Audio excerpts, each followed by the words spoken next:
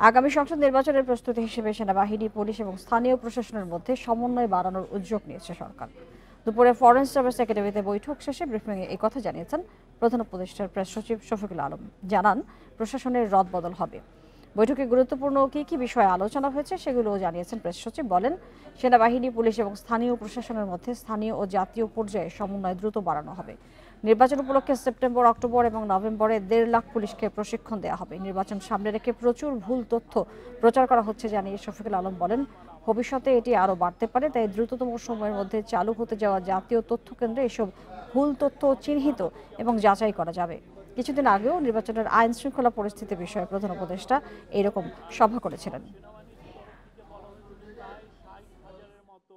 ইলেকশনের আগে পুলিশের প্রস্তুতির কথা বলা হয়েছে। 1.5 লক্ষ পুলিশের ট্রেনিং হবে ইলেকশনের বিষয়ে। ন্যাশনাল ইনফরমেশন একটা সেন্টার, যেখানে আমরা খুব দ্রুততার সাথে এই ডিসইনফরমেশনগুলোকে আমরা ডিবাঙ্ক করতে পারবো, সেইটার একটা ক্রিয়েট করার চিন্তা ভাবনা হচ্ছে।